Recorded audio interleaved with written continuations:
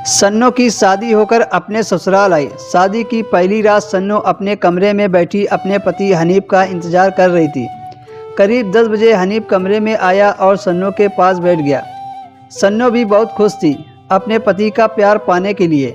हनीफ ने सन्नो का घूंघट उठाया और एक जोर का थप्पड़ मार दिया। सन्नो घबरा कर बोली, तुमने मुझे थप्पड़ क्यों मारा? तो हनीफ ने मुस्कुराकर कहा, मैं तुम्हें अपने पैरों तले रखना चाहता हूँ।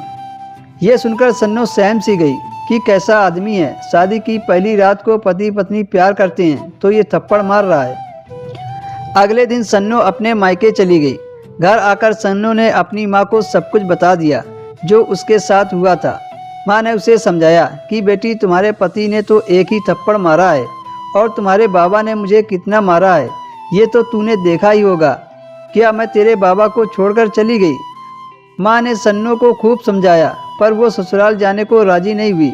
बस वो यही कहती कि जो आदमी शादी की पहली रात को थप्पड़ मार सकता है वो सारी ज़िंदगी क्या क्या करेगा, और अपनी माँ के साथ ही रहने लगी।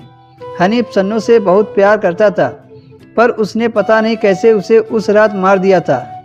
उसको पछतावा भी हो रहा था कि मुझे ऐसा नहीं करना चाहिए। हनीफ सन्नो को लेने अपने ससुराल गया पर सन्नो आने के लिए राजी नहीं थी।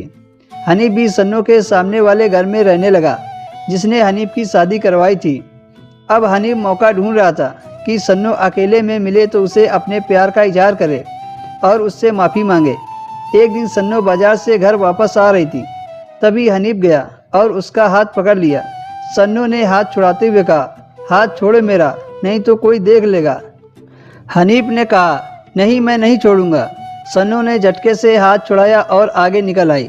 तभी बाजार में मनचले लड़कों ने कहा, अरे ये तो वही लड़की है जिसका पति सुहाग रात में कुछ कर नहीं पाया तो उसे छोड़कर चली आई। रानी, एक बार मुझे मौका दो, पसीना छुड़ा दूंगा। ये बात हनीफ ने सुन ली और उससे मारपीट करने लगा। तभी वो 5 से 6 लड़के आए और हनीफ को काफ़ी मारा। ज़्यादा चोट की वजह से उसे हॉस्पिटल में भर्ती किया गया। अब सन्नो को भी एहसास हो गया था कि हनीफ मुझे बहुत प्यार करता है। हनीफ जब हॉस्पिटल से आया तो सन्नो हनीफ के साथ ससुराल चली गई।